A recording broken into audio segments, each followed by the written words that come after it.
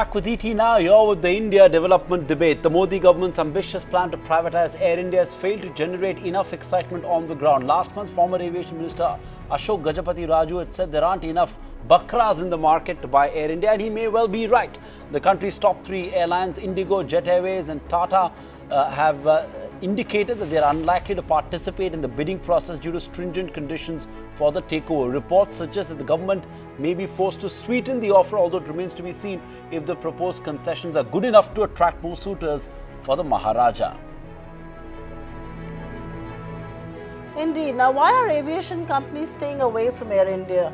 Industry experts say that the biggest hurdle is the lack of clarity over Air India's huge debt burden, worth around 50,000 crore rupees. Add to that, Air India's accumulated losses of around 40,000 crore rupees. Finding a bakra, quote-unquote, Mr. Ashok Gajapati Raju, is never going to be easy.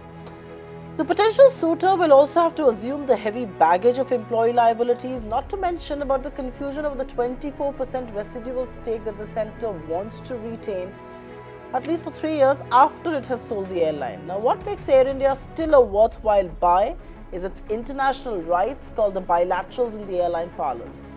The hurdle before the government in privatising the national carrier, which is Air India, is that it is going to find many of these hurdles, and how is it going to cross that? That's a big topic of discussion and debate right here on the India development debate. In the second leg, let's take it across to a panel that's joining us right here. Jitendra Bhargav, former Executive Director at Air India. Mr. Dheeraj Mathur, Leader Aerospace and Defence at PwC. Maithili Busnur Mata, Consulting Editor. Thanks each one of you for being with us in this leg of the India development debate. And Maithili, let's kickstart things with you.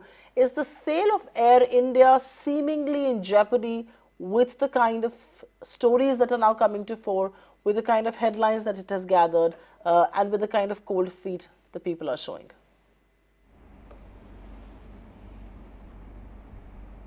Well, you said it certainly appears so, and it's very unfortunate that was once an iconic airline is now having to look literally, as the minister says, for bakras. And part of the reason really is the terms of the expression of interest, and in that I would say it's not just the debt alone. Most investors are very wary of government's continued stake, because this is not the first time that the government is proposing a strategic disinvestment and holding on to a small stake. There is a track record, and not a very happy track record, of Hindustan Zinc and Balco, where the previous NDA government had done a strategic disinvestment, and the subsequent minority stake has still not been transferred, and it's caught in all kinds of legal wranglings. So, apart from the debt and the issue of what to do with the labour, there is also the very big fear of what will the government stake entail, that small minority stake, what will it entail? Interference, how much of interference, and will the government, and when, and if and when the government will transfer its remaining stake? That's a big question mark. So, a number of aspects of the expression of interest which make any potential bidder very wary of putting in a bid. Add to the fact that the airline industry is always a very tricky one, and then of course you have all these issues.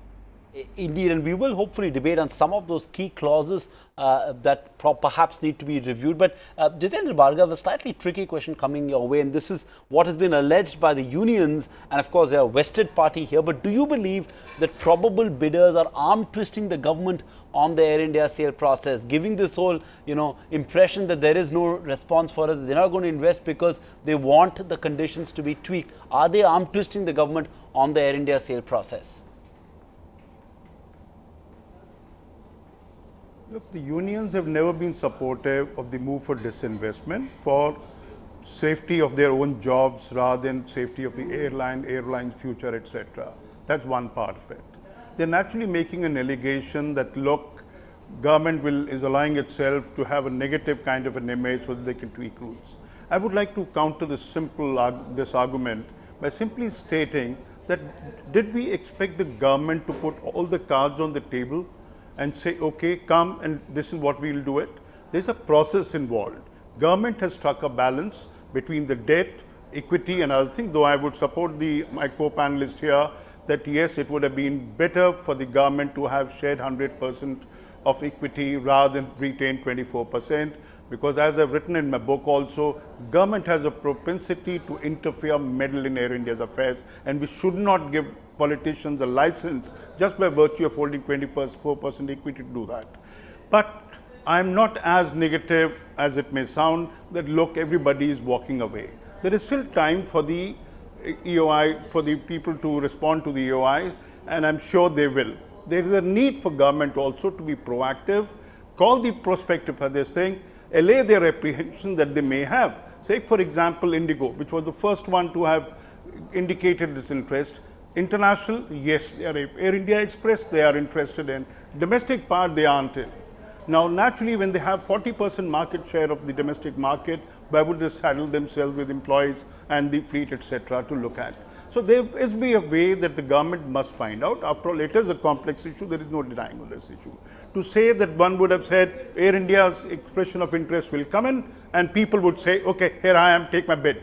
No, there is still time till 14th of May. Let people come in, let government interact with people, allay their fears kind of thing. And the more important thing is, there is a need for a political consensus in the country. Air India is not any other PSU. People have an emotional connect with it. So there is a need, A, with the political party to have a consensus. Second is the employees. It's unfortunate that the dialogue between the Air India management and the unions started after the expression of interest was released.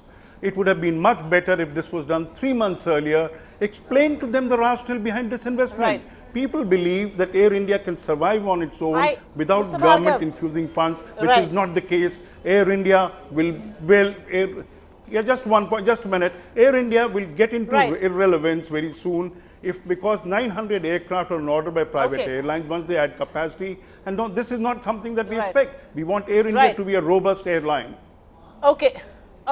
Mr. Bhargav, you've made your opening points there, and I think the point was about is private airlines that were looking at Air India initially arm twisting the government and, you know, by saying that they can't do it, they cannot manage, and is this a pressure tactic? But Mr. Mathur, coming to you as somebody who specializes in this space, what explains the fact, and Mr. Bhargav alluded to it a little, that several international carriers have still expressed interest in Air India. So it's not as if the airline is either so bad or so huge or so big that it will fail, because the private Indian carriers may have expressed their, inability, but the international guys are still available and they find it an attractive option. Yeah, it is a very attractive option. I mean, there is no denying that. Unquestionably, it has the network, it has the parking slot, it has the routes. I mean, it is truly a very attractive proposition, particularly, and if you break it down, if you look at the airlines in itself, it's very attractive. The ground handling, AI stats, that is in profit. The Express, that's also doing well. I think the issue really is that if you look at the Indian carriers, because the way the entire disinvestment is structured, an Indian company has to hold 51%, which means that one of the Indian carriers has to have that 51% stake. Now, given the history of civil aviation in India in the past few years, particularly with respect to ATF prices, most of the Indian carriers have struggled very hard to maintain profitability. And they've done so by being focused on what they're really good at. Now, it is a norm internationally that airlines also, for example, airlines will have a ground handling company, an independent entity. Airlines could also have a low-cost wing, as Jet does in India. Right. But I think the issue here really is that I don't think the Indian carriers have the probably the bandwidth, both in terms of resources, financial and managerial, to be able to manage all three of these. Okay. So I don't think that it's a question of the Indian carriers arm twisting the government. I think it's their recognizing their their bandwidth, their capability, their capacity, and being realistic about it, rather that's a fair than point. having a repeat of what's happened here. Okay, that's a fair point you're making. You're saying it's not so much about arm twisting as it is about their sheer inability to bid for Air India in the current form. Okay, Michael, let's get into some of the specifics. The current norms do not allow shareholding structure of a consortium to change once a bid is submitted. A lot of the carriers have already written to the government asking that to be reviewed. Is there a case to revisit that clause, Maithili?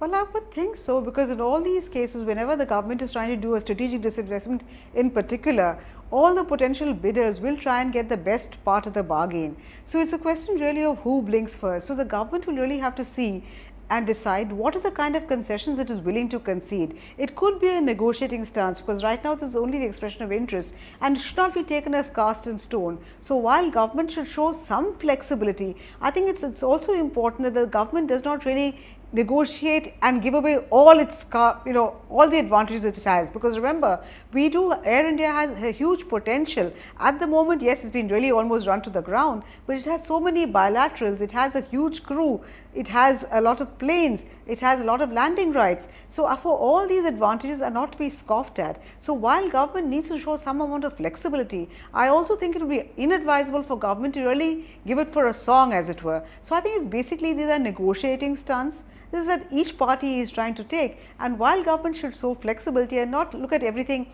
as I said, if it's a consortium, what kind of a consortium, and I think perhaps the government would get the best possible offer if it were to disinvest its entire 100% stake. There is no great advantage of keeping that 24% stake. Merely because you insist on the 24% stake, if people are going to be very wary to kind of bid, then it makes more sense to disinvest 100%. So I think flexibility is necessary in any kind of negotiation, and in Air India most of all.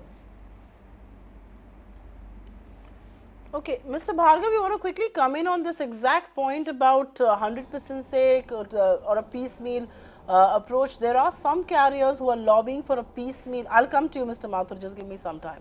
There are some carriers lobbying for a piecemeal sale of Air India. Does that make any sense at all instead of a lock, stock, barrel sale? No, you see, if one Air India has to be disinvested, it must be done totally. The government's contention has been that if we retain 24%, the kind of backlash that they can expect by writing off a lot of debt, etc., would mean that they can monetize this 24% later when the company gets listed under a better management, better performing company. So that's the rationale. So the only safeguard that the potential acquirer needs to get is a legally bound assurance from the government that they shall not meddle with it. And I'm sure they can take their word for it with all the kind of safety provisions inbuilt into it. Let's not also forget that when Air India was doing exceedingly well in the 60s and 70s, it was still a government airline. The only thing was our political environment was much, much superior. Politicians did not meddle, and we had a very strong leader in J.R.D. Tata at the helm of airline. So if we can get a strong leadership under a private ownership, government will stay away with all the legal safeguards. So I am very clear about it. As my co-panelist said, there is flexibility required. I will maintain that it is not to be determined as kind of a thing or described as arm twisting. Government has put forth a certain kind of thinking on black and white before the potential acquirers. Now they can look back and come back to the ministry and say, look, I have apprehension on this, this is my suggested kind of thing, and government can certainly take into consideration, because they can't take a hard view on it that, look, Air India will be acquired, whatever condition they put. It's not going to be that way. There is potential, there are strengths of Air India, they have to be told to people about it. It's not just ground handling company, because Air India has a ground handling presence in many airports, and the rules are that only 3 ground handling companies can be there, so they get it very much there. Fair enough. Now, airline fleet, as somebody can say this way, if an Indian carrier does not go for it, look at the loss also. It's not just the gain, look at the loss of it. IndiGo, Sure. for example, if it does not bid for it, as Right. it's saying in how much time will it take IndiGo to acquire 17% international market share with presence to New York and Western Europe, Sure. in Asia Pacific, Australia? I and take everywhere? that point. It's going to take them years. Okay, I take that point. Mr. Mathur, I have a quick question to you on the other sort of, the elephant in the room, so to say. The potential buyer will have to take on more than half of the 54,000 crore debt on the books of the national carrier.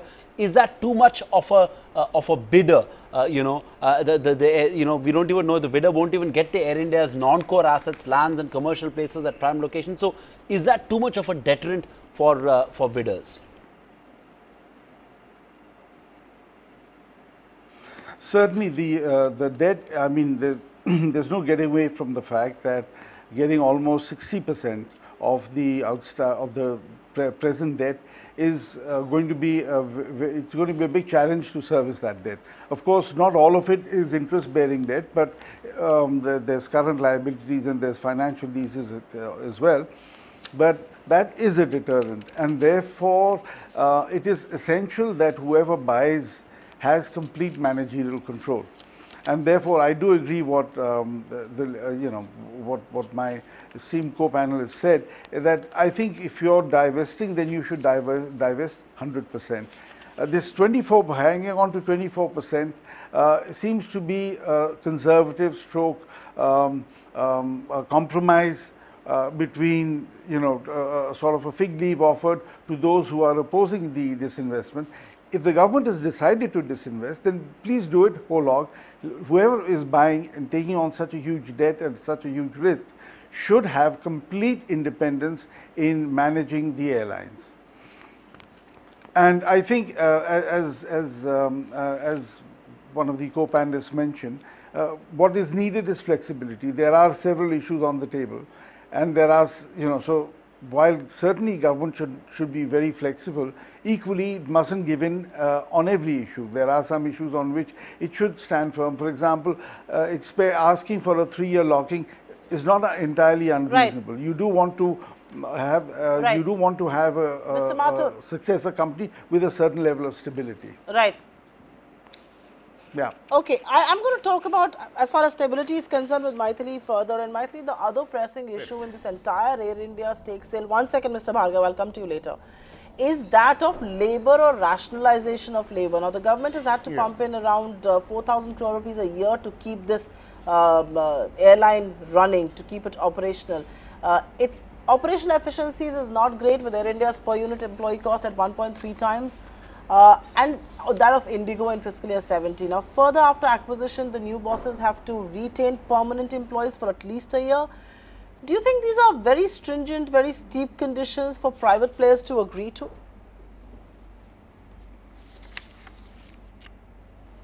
Well, any private player would like a free hand, not just in the management, but also in the handling of the labour. So that's going to be a tough call for government, because remember, labour also means votes for a government. So it becomes very difficult for government to really read out the riot act to labour, and that is why the government is trying to offer sweeteners in terms of ESOPs, etc., to the labour force, and also extract some kind of commitment from the bidder, whoever it is, that they will be, have a slightly soft touch with the labour force. But that's going to be very difficult for any buyer to really accept that kind of a condition, because ultimately at the end of the day, all the private airlines have much leaner, meaner staff strength. So it's going to be very difficult, and that again is going to be a big issue for any potential bidder, and could turn out to be a big disincentive. At the same time, the government will have to balance the fact that these are all public sector employees who have security of tenure all along, and you cannot arbitrarily turn them out. So it will have to walk a tightrope between